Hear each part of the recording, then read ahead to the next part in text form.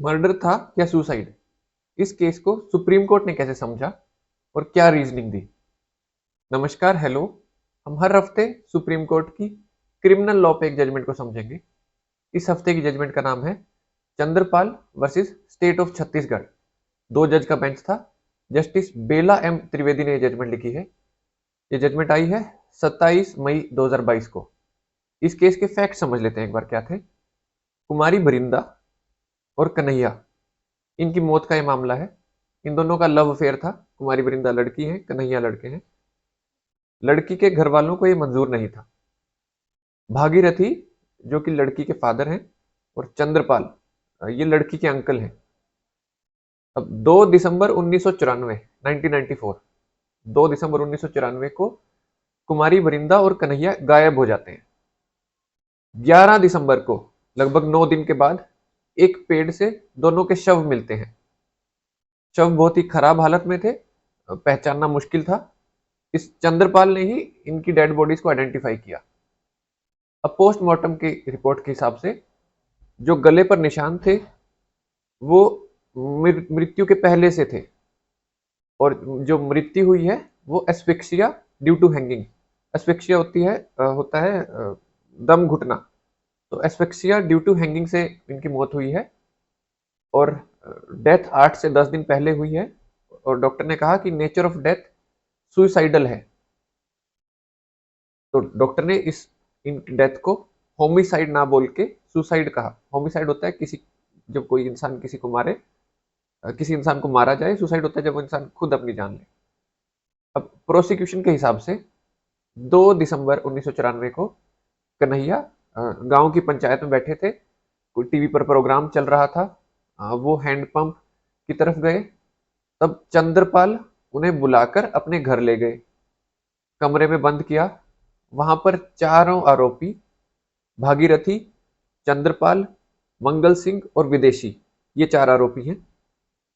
इन्होंने मिलके कन्हैया को गला दबाकर मार दिया। फिर मंगल सिंह और विदेशी ने कुमारी बरिंदा को मारा। कुमारी बरिंदा लड़की थी। 2 दिन तक डेड बॉडीज को वहीं रखा, फिर पेड़ पर लटका दिया ताकि ये सुसाइड लगे। अब चारों आरोपी, भागीरथी, चंद्रपाल, भागीरथी लड़की के फादर हैं, चंद्रपाल लड़की के अंकल हैं, मंगल सिंह और विदेशी, इन पर केस चला 302 मर्डर का, रेड विद सेक्शन 34। सेक्शन 34 होता है कॉमन इंटेंशन के लिए। और 201 आईपीसी। 201 होता है जब आप सबूत छुपाओ। तो अगर मर्डर के केस में आप सबूत छुपा रहे हो, जिसकी सजा कैपिटल पनिशमेंट होती है, तो अगर मर्डर के केस में आप कोई सबूत छुपा रहे हो तो सजा 201 के अंडर 7 साल तक की हो सकती है। अब सुप्रीम कोर्ट, ट्रायल कोर्ट ने इनको चारों को दोषी ठहराया और उम्र कैद की सजा दी 302 के अंदर, और चारों को 201 के अंदर 2 साल की सजा दी। फिर ये चारों हाई कोर्ट गए। हाई कोर्ट ने चंद्रपाल को दोषी पाया 302 का, 302 और 201 का, लेकिन बाकी आरोपियों को 302 का दोषी नहीं पाया।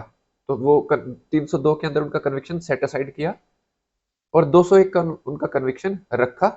और 201 में ट्रायल कोर्ट ने 2 साल की सजा दी थी। तो हाई कोर्ट ने कहा कि जितनी सजा इनकी हो गई है उतनी ही सजा इनको मिले सिर्फ। तो बाकी 3 लोग, उनको उनका कन्विक्शन सेट असाइड कर दिया सुप्रीम कोर्ट ने। सिर्फ चंद्रपाल दोषी पाए गए। अब चंद्रपाल सुप्रीम कोर्ट आए। अब सुप्रीम कोर्ट में चंद्रपाल के एडवोकेट ने क्या कहा? उनके वकील बोलते हैं कि गवाहियों में कॉन्ट्राडिक्शन है। जो एक एक्स्ट्रा जुडिशियल कन्फेशन, कन्फेशन होता है जब कोई अपना क्राइम माने। एक्स्ट्रा जुडिशियल कन्फेशन हुआ जब आपने वो कन्फेशन किसी जज के सामने ना देके किसी और के सामने किया हो। अब एक्स्ट्रा जुडिशियल कन्फेशन विदेशी, ये चारों में से एक अक्यूज था। तो एक्स्ट्रा जुडिशियल कन्फेशन एक वीक पीस ऑफ एविडेंस होता है।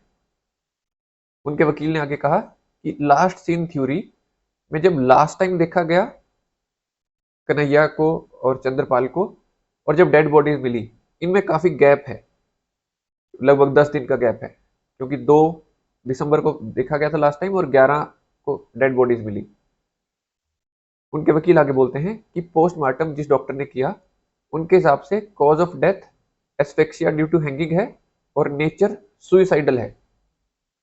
अब देखते हैं स्टेट के वकील ने क्या कहा। स्टेट के वकील बोलते हैं कि चाहे एक्स्ट्रा जुडिशियल कन्फेशन एक वीक पीस ऑफ एविडेंस हो, लेकिन इसको कोरोबोरेट यानी दूसरे एविडेंस से सपोर्ट किया जा सकता है और चेन ऑफ सर्कमस्टांसेस जो है वो कंप्लीट है।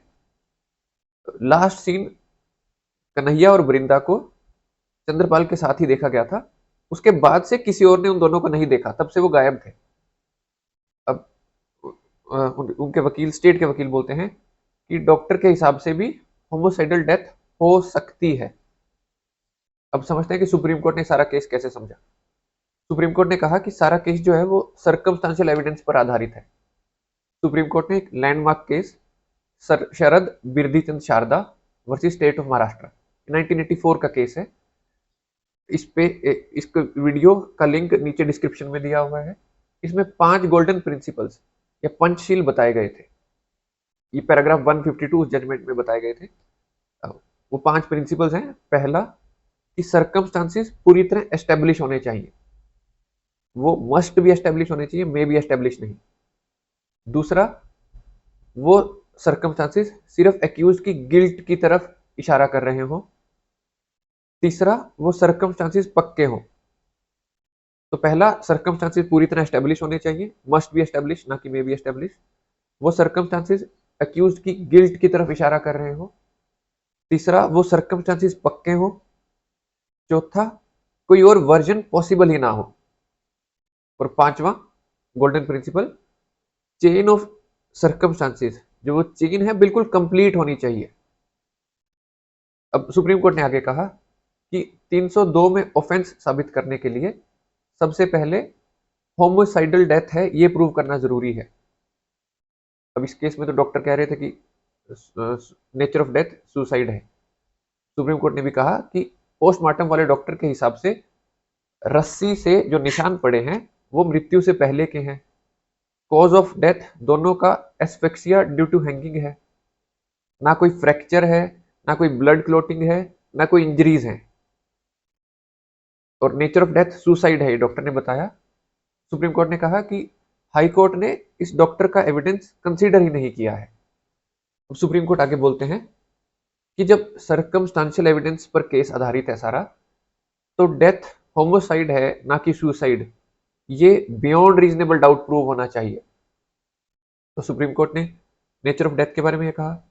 दूसरे आते हैं supreme court extra judicial confession पे। अब विदेशी का एक्स्ट्रा जुडिशियल कन्फेशन है। हमारा इंडियन एविडेंस एक्ट का सेक्शन 30 ये कहता है कि जब एक से ज्यादा लोगों पर एक साथ केस चल रहा हो तो एक अक्यूज का कन्फेशन दूसरे अक्यूज के खिलाफ यूज किया जा सकता है। लेकिन सुप्रीम कोर्ट की जजमेंट्स रही हैं कि ये एक वीक पीस ऑफ एविडेंस होता है, एक्स्ट्रा जुडिशियल कन्फेशन। अब सुप्रीम कोर्ट ने एक केस का नाम लिया Sahadevan versus State of Tamil Nadu, 2012 का एक केस है। इसमें सुप्रीम कोर्ट ने कहा कि एक्स्ट्रा जुडिशियल कन्फेशन एक वीक पीस ऑफ एविडेंस है और इसे कोरोबोरेट करना चाहिए बाकी एविडेंस से। अब सुप्रीम कोर्ट आते हैं कि विदेशी का कन्फेशन कि बाकी तीनों ने मर्डर किया है, भागीरथी, चंद्रपाल और मंगल सिंह, और उन्होंने बाद में डेड बॉडीज को ठिकाने लगाने में मदद की। सिर्फ ये विदेशी का कन्फेशन था। हाई कोर्ट ने विदेशी के कन्फेशन को 3 लोगों के खिलाफ नहीं माना है, सिर्फ चंद्रपाल के खिलाफ माना। तो जब एक ही पीस ऑफ एविडेंस से आप 3 लोगों को एक्विट कर रहे हो या उनका कन्विक्शन सेट असाइड कर रहे हो, तो उसी पीस ऑफ एविडेंस से चंद्रपाल को एक्यूज कैसे ठहराया जा सकता है। अब सुप्रीम कोर्ट आते हैं लास्ट सीन टुगेदर थ्योरी पे। लास्ट सीन टुगेदर थ्योरी होती है कि आखिरी बार जिसकी मृत्यु हुई है उसको किसके साथ देखा गया। तो टाइम पीरियड आखिरी बार देखे जाने और डेड बॉडीज मिलने में ये ज्यादा नहीं होना चाहिए।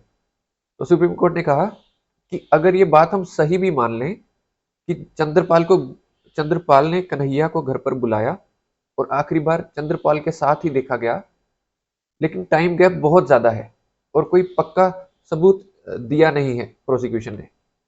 सुप्रीम कोर्ट ने 2 केसेस के नाम लिए। सबसे पहले Bodhraj versus State of Jammu and Kashmir, ये 2002 का केस था। इसमें कहा गया था कि टाइम गैप बहुत ही कम होना चाहिए लास्ट सीन और डेड बॉडी मिलने में, ताकि कोई और किसी और का वो क्राइम करने की पॉसिबिलिटी ही ना हो। दूसरा केस जो सुप्रीम कोर्ट ने कहा वो था जसवंत गिर वर्सेस स्टेट ऑफ पंजाब। ये 2005 का केस था। इसमें सुप्रीम कोर्ट ने कहा कि सर्कमस्टेंशियल एविडेंस की चेन में अगर कोई और लिंक पूरा ना हो तो सिर्फ लास्ट सीन के आधार पे किसी को दोषी नहीं ठहराया जा सकता, चाहे वो लास्ट सीन की बात कितनी पक्की तरह से आप विश्वास कर रहे हो। अगर चेन ऑफ सर्कमस्टेंसेस के अंदर कोई और हिस्सा ही ना हो, सिर्फ लास्ट सीन के आधार पर किसी का आप दोषी नहीं ठहरा सकते। फिर सुप्रीम कोर्ट ने कहा कि होमिसाइडल डेथ तो प्रूव नहीं हुई, सिर्फ लास्ट सीन के आधार पे दोषी नहीं ठहराया जा सकता। और सुप्रीम कोर्ट ने कहा कि बृंदा की मृत्यु, जो लड़की थी, उनकी मृत्यु कैसे हुई है, ये तो प्रोसिक्यूशन ने कोई एविडेंस ही नहीं दिया। अब सुप्रीम कोर्ट बोलते हैं कि suspicion howsoever great can not take place of proof. शक चाहे कितना भी बड़ा क्यों ना हो, वो सबूत की जगह नहीं ले सकता। तो ये कहते हुए सुप्रीम कोर्ट ने चंद्रपाल को एक्विट किया, बरी किया। तो ये थी इस हफ्ते की सुप्रीम कोर्ट की क्रिमिनल लॉ पे जजमेंट। हम अगले हफ्ते एक और क्रिमिनल लॉ पे जजमेंट को आपके साथ समझेंगे। थैंक यू, धन्यवाद।